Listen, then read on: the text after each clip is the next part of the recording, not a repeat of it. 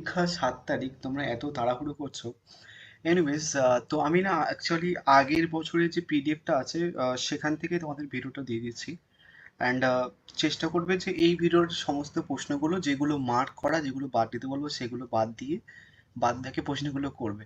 Actually যে video মানে যে পিডিএফটা দিয়ে অ্যাকচুয়ালি সাজেশনটা পোস্ট করছি, এই পিডিএফ এর বাইরে অ্যাকচুয়ালি কোনো প্রশ্ন আসবে না।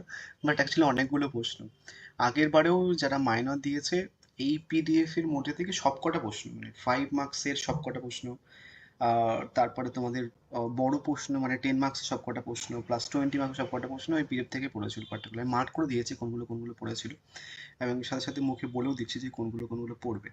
একটা প্রশ্ন আমি জাস্ট ভুলে যাবো, একটুখানি বলে দিচ্ছি। সেটা হচ্ছে কি, দেখবে ষোড়শ মহাজন পদ যেটা আছে, ওটা যখন দেবো তখন একটা কথা মনে রাখবে, গণরাজ্য সম্পর্কে আলোচনা করো। ষোড়শ মহাজন পদ পড়ার সঙ্গে সঙ্গে গণরাজ্য যে ব্যাপারটা আছে সেটা পড়ে রাখবে, ওটা ভুলে যাবো, জাস্ট বলে দিলাম।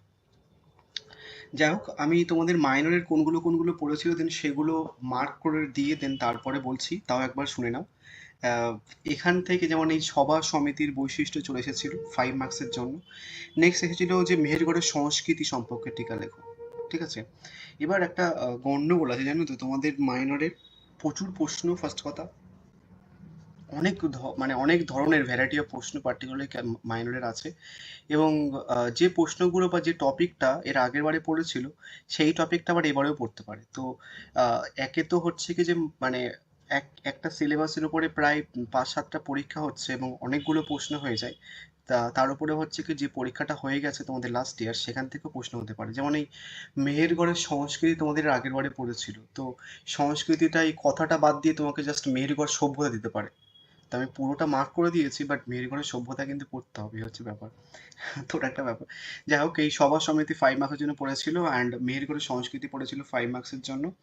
আর দেন তারপরে এই যে বৈদিক যুগের বর্ণ ব্যবস্থা, এটা আবার 20 মার্কসের জন্য দিয়ে দিয়েছিল। মানে 5 মার্কসের প্রশ্ন লিখেছিলাম, এটা আবার 20 মার্কসের জন্য দিয়ে দিয়েছে এর আগের বারে। এবং আরো কিছু হচ্ছে কি, যেমন এখান থেকে দেখো, এটা এক্সট্রা প্রশ্নের আন্ডারে রেখেছিলাম, অনেকগুলো প্রশ্ন দিয়েছিলাম যদিও আগের বারে। এক্সট্রা প্রশ্ন যে রেখেছিলাম, তো এক্সট্রা প্রশ্নে মানে এই যে অষ্টাঙ্গিক মার্ক দিয়ে দিয়েছিল, তারপরে প্রশস্তি, এটা তো ফার্স্ট প্রশ্ন ছিল। দেন তারপরে আজীবক ধর্ম দিয়ে দিয়েছিল। তো কাইন্ড অফ অনেকগুলো অনেকগুলো প্রশ্ন যেগুলো এক্সট্রা রেখেছিলাম সেগুলো থেকেও দিয়ে দিয়েছিল। সমস্ত 5 মার্কসের প্রশ্ন কমন ছিল, যেহেতু অনেকগুলো রেখেছিলাম আমি। যাই হোক, তোমরা কি করবে দেখো, 5 মার্কসের জন্য এটা আগের বারের সাজেশনস, বাট তোমরা এগুলো পড়বে যেগুলো বলছি। এটা পড়বে প্রথমে। নেক্সট, স্টার মার্ক করা প্রশ্নগুলো একটুখানি ভালো করে করো, বাট তারপরেও জাস্ট এগুলো দেখে রাখো, মানে এই একটা প্রশ্ন, এই একটা প্রশ্ন। নেক্সট, চিত্রিত ধূসর মুদ্রাপাত্রের বৈশিষ্ট্য লেখো। নেক্সট, তারপর হচ্ছে কি যে বৈদিক যুগের জাতিভেদ পদের উপর টিকা লেখো। এবং জাতীয় বর্ণ যে পার্থক্যটা, একটা প্রশ্ন দিয়েছিল, কাদের একটা দিয়েছিল জাস্ট দেখে বলছি। জাতীয় বর্ণের হচ্ছে কি যে পার্থক্য নাকি এটা দিয়েছিল কাদের, জাস্ট জাস্ট দেখে বলছি তোমাকে, আমি খুঁজে পাচ্ছি না। তো জাতীয় বর্ণ মানে এই যে এই টপিকটা থেকে একটা প্রশ্ন হয়, ভ্যারাইটি অফ। আর নেক্সট হচ্ছে কি তোমার মাইগ্রোলিথ, এটা পড়বে।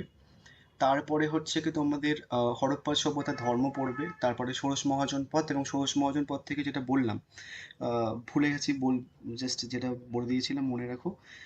একটুখানি স্কিপ করে আগে চলে যাও, গণরাজ্য। গণরাজ্য ষোড়শ মহাজন পদটা পড়বে, দেন ষোড়শ মহাজন পদের মধ্যে গণরাজ্য সম্পর্কে ভালো করে পড়বে। তারপর হচ্ছে কি যে আলেকজান্ডারের ভারতের আক্রমণ, এটা পড়বে। গান্ধার শিল্প, এটা পড়তে হবে। দেন মেহেরগড় সভ্যতা। মেহেরগড় সভ্যতার হচ্ছে কিছু সংস্কৃতি এসেছিল এর আগের বারে, বাট এবার কিন্তু মেহেরগড় সভ্যতা দিতে পারে। এবং আরও কয়েকটা টপিক বলেছে 5 মার্কের জন্য, যেগুলো বড় প্রশ্ন রেখেছি আমি। প্রাচীন প্রস্তর যুগ, মধ্য প্রস্তর যুগ, তাম্র প্রস্তর যুগ, আর আহ, এই প্রস্তর যুগ যেগুলো আছে ওখান থেকে একটা 5 মার্কস বা 20 বা 10 মার্কসের জন্য পড়বে। এবার এক্সট্রা হিসেবে দেখে রাখতে পারো, ক্যালকাটা ইউনিভার্সিটি এক্সট্রা প্রশ্ন থেকেও তোলে। যেমন এক্সট্রা হিসেবে রয়েছে গৌতম বুদ্ধের মূল উপদেশ বলে লেখো। সংগ্রাম সাহিত্য পড়তে হবে, স্টার মার্ক করা রয়েছে। প্রাচীন যুগে ভারত সম্পর্কিত ধারণা বলতে কি বলো। আর একটা প্রশ্ন বলছি যে আর্য কাদের বলা হয়। ঠিক আছে, আর্য। আর্য কাদের বলা হয়, যা যা বলছি ওর বাইরের প্রশ্ন পড়বে না, বাট অনেকগুলো প্রশ্ন হয়ে যাবে। আর্য কাদের বলা হয় এটা একটুখানি দেখবে। এগুলো বাদ দিও যেগুলো মার্ক করা আছে, আর আগের বারে পড়েছিল। প্রাচীন ভারতের তামিলকাম ধারণাটি সংক্ষিপ্ত টিকা লেখো। হয়ে গেল এগুলো 5 মার্কস। যে কটা দিয়েছি মোটামুটি দেখবে। কটা দিয়েছি, একটা, তারপর দুটো, তিনটে, চারটে, পাঁচটা, ছটা, সাতটা, আটটা, নটা, দশটা। দশটা হচ্ছে কিছু 11টা, 11টার মধ্যে স্টার মার্ক করা। তোমাদের পরীক্ষাতে প্রশ্ন দেয় কটা বলছি, পরীক্ষাতে প্রশ্ন দেয় 3 6টা। তো 6টা প্রশ্ন দেয়, 10টা মতো দিয়েছি। তার মধ্যে এটা পড়বে এবং বাদবাকি চেষ্টা মার্ক করা মানে বাদে ওগুলো একটু দেখার চেষ্টা করবে, সাথে আর্য কাদের বলা হয়। নেক্সট এবার আসছে হচ্ছে কি তোমার 10 মার্কসের জন্য। 10 মার্কসের জন্য এর আগের বারে হচ্ছে কি দেশীয় সাহিত্য থেকে দিয়ে দিয়েছিল 20 মার্কসের জন্য, ঠিক আছে? তো দেশীয় সাহিত্য 20 মার্কসের জন্য দিলেও ওগুলো আবার 10 মার্কসের জন্য দিতে পারে। তো তোমরা একটা প্রশ্ন কম্বাইন করে পড়বে, এটা মার্ক করে দেশীয় সাহিত্য পড়েছিল, তো তোমরা এই প্রশ্নটা পড়ে নেবে এখান থেকে, ঠিক আছে? নেক্সট এরপরে পড়েছিল তোমাদের এখান থেকে মগধ সাম্রাজ্যের উত্থান। প্রশ্নটা এভাবে দিয়েছিল যে সাম্রাজ্যবাদী শক্তি হিসেবে মগধের উত্থান সম্বন্ধে কি জানো? তো তোমরা মগধের উত্থান পড়তে হবে না, মগধের উত্থানের পেছনে কারণগুলো একটুখানি দেখে রাখবে। মানে প্রশ্নটা এভাবে ঘুরে দিতে পারে ভৌগোলিক অর্থনৈতিক কারণ। দুটো প্রশ্ন হলো এখান থেকে, অনেকগুলো প্রশ্ন করতে হবে তোমাদের। নেক্সট এই প্রশ্নটা বিশাল ইম্পর্টেন্ট, প্রত্নতাত্ত্বিক উপাদান। তারপর হচ্ছে কি তোমার এর আগের বারে হরপ্পার নগর পরিকল্পনা পড়েছিল, তো হরপ্পার নগর পরিকল্পনা আর পড়তে হবে না। হরপ্পার নগর পরিকল্পনা বা সভ্যতার বৈশিষ্ট্য পড়বে এবং তারপরে হরপ্পার পতনের কারণ। তিনটে প্রশ্ন বলছি, হরপ্পার ধর্ম, হরপ্পার সভ্যতার বৈশিষ্ট্য এবং হরপ্পার পতনের কারণ, এই তিনটে থেকে একটা পাবে পরীক্ষাতে। তারপরে আসছে হচ্ছে কি তোমার ঋক বৈদিক। ঋক বৈদিক যুগের মানে যে কটা প্রশ্ন তোমাদের মার্ক করা মানে এরকম কালি দিয়ে হুবাহু পড়েছিল, চারিদিক করে দিতে পারো, আগের বারে পোস্ট করা আছে। ঋক বৈদিক ও পরবর্তী বৈদিক যুগে উভয় যুগের রাজনৈতিক অবস্থা কতটা পৃথক হুবাহু পড়েছিল, এটা আর করতে হবে না। তোমরা এবার করবে ঋক বৈদিক যুগের অর্থনৈতিক সামাজিক ও রাজনৈতিক আলোচনা করো, পরবর্তী বৈদিক যুগে এক্ষেত্রে কি পড়তে লেখা করা যায়। নেক্সট হচ্ছে হরপ্পার পতনের কারণ, যেটা বললাম চতুরাশ্রম প্রথা করতে হবে। এবার আসছে হচ্ছে কি বড় প্রশ্ন। বড় প্রশ্ন হচ্ছে কি তোমাদের আগের বারে পড়েছিল শিল্প ও বহির্বাণিজ্য বিশেষ উল্লেখ সহ হরপ্পার, এটা হুবহু পড়েছিল একদম, মানে ক্যালকাটা ইউনিভার্সিটির ফার্স্ট প্রশ্ন আর আমার এই মানে 10 মার্কসের ফার্স্ট প্রশ্ন এটার ফার্স্ট প্রশ্ন একই। মানে 10 মার্কসে যে ফার্স্ট প্রশ্ন দিয়েছিলাম সেটা পার্টিকুলারলি হচ্ছে কি 20 মার্কসের জন্য দিয়ে দিয়েছে, আর 20 মার্কসের যে ফার্স্ট প্রশ্নটা 10 মার্কসের জন্য দিয়েছে এর আগের বারে মাইনরে। তো এবার তোমাদের শিল্প বহির্বাণিজ্য বিষয় উল্লেখযোগ্য সাংস্কৃতিক অর্থনৈতিক দিকটা পড়তে হবে না, এবার তোমরা অর্থনৈতিক আর ধর্মীয় দিকটা পড়বে, বিশেষ করে ধর্মীয় দিকটা, ঠিক আছে? এবার তারপর হচ্ছে কি এই প্রশ্নটা দেখে রাখতে পারো, আর্যদের আদি বাসস্থান সম্পর্কে যে বিতর্ক আছে তা আলোচনা করো। আর্য কারা বা আর্যদের আদি বাসস্থান, মানে 5 মার্কস বা 10 বা 20 মার্কস দেখতে পাবে একটা প্রশ্ন। নেক্সট মধ্যপ্রস্তর যুগ। মধ্যপ্রস্তর যুগের সাথে তোমরা তাম্রপ্রস্তর যুগটা একটু দেখে রাখবে, তাম্রপ্রস্তর যুগটা ইম্পর্টেন্ট। নেক্সট তারপরে এখান থেকে দেখো, এখান থেকে পার্টিকুলারলি দুটো প্রশ্ন পড়েছে, মানে এখানটায় যে অত অত অব্দি প্রশ্ন রেখেছি। প্রতিবাদী আন্দোলনে মানে প্রশ্নটা এভাবে পড়েছিল যে, জাস্ট প্রশ্নটা বলে দিচ্ছি, খ্রিস্টপূর্ব 6 শতকে ভারতে প্রতিবাদী ধর্ম আন্দোলনগুলির সাফল্যের কারণ লেখো, ঠিক আছে? এভাবে পড়েছিল প্রতিবাদী ধর্ম সাফল্যের কারণ পড়েছিল। তো তোমাদের যেহেতু ডিরেক্টলি এই প্রশ্নটা পড়েনি খ্রিস্টপূর্ব 6 শতকে ভারতের প্রতিবাদী আন্দোলনের উদ্ভবের আর্থসামাজিক ও ধর্মীয় প্রেক্ষাপট পড়েনি, তো তোমরা এই প্রশ্নটা করতে পারো। বাট তার থেকে বড় কথা হচ্ছে কি তোমাদের আগের বারে বৌদ্ধ জৈন ধর্মের পার্থক্য পড়ে গেছে, এটা আর করতে হবে না। তোমরা করবে হচ্ছে কি যে বৌদ্ধ ও জৈন ধর্মের উদ্ভবের কারণ পড়বে। তো এই দুটো মানে বৌদ্ধ আর জৈন ধর্মকে প্রতিবাদী বা প্রোটেস্ট্যান্ট রিলিজিয়ন বলা হয়। তো তোমরা পার্টিকুলারলি উদ্ভবের কারণটা পড়বে, পার্থক্য যেহেতু পড়ে গেছে বা অন্যভাবে পড়েছে তো উদ্ভবের কারণটা পড়বে। বা একটা ভাবে ঘুরে দিতে পারে, সেটা হচ্ছে কৃষি উন্নতি বৌদ্ধ ও জৈন ধর্মের পথ প্রশস্তি করেছিল, তুমি কি মনে করো? বা বৌদ্ধ ধর্মকে তুমি কিভাবে ব্যাখ্যা করো?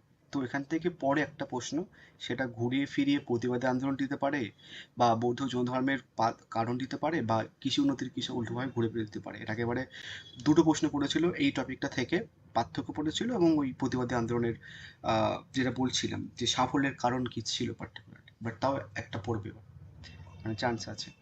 নেক্সট আসছে হচ্ছে কি তোমাদের এই প্রশ্নটা নবপ্রস্তর যুগের বৈশিষ্ট্য। এই প্রশ্নটা বেসিক্যালি এবার 5 মার্কের জন্য ইম্পর্টেন্ট, তাও দিয়ে দিয়েছে। বড় প্রশ্ন দিতে পারে, নবপ্রস্তর যুগের বৈশিষ্ট্য লেখো বা তাৎপর্য লেখো। বা আরেকটা প্রশ্ন ঘুরে দিতে পারে যে নবপ্রস্তর তাম্রপ্রস্তর যুগের পার্থক্য লেখো। এবার সেপারেটলি দেখলাম যে একটা মাইনর এমডিসি দিয়ে শুধু তাম্রপ্রস্তর দিয়ে একটা 10 মার্কসের প্রশ্ন দিয়ে দিয়েছে। তো তাম্রপ্রস্তর যুগ, মধ্যপ্রস্তর যুগ, এগুলো একটুখানি ভালো করে দেখে রাখবে। নেক্সট আসছে হচ্ছে কি অর প্রশ্নগুলো দেখো, মানে ইউজুয়ালি হচ্ছে কি তুমি দেখতে পাচ্ছ যে এখানটা কতগুলো অর প্রশ্ন কমন পড়েছে, প্লাস এই যে অর প্রশ্নগুলো, তো অর প্রশ্নগুলো দেখে রাখবে। নেক্সট আসছে হচ্ছে কি যে আর্য সমস্যা, তারপর হিস্ট্রি ইতিহাসের পার্থক্য, এটা 5 মার্কসের জন্য ইম্পর্টেন্ট, আর্য সমস্যা বড় প্রশ্ন আসবে। নেক্সট তারপরে হচ্ছে কি তোমার ভারতের তাম্রপ্রস্তর যুগের সংস্কৃতির বিকাশ ও বৈশিষ্ট্য আলোচনা করো।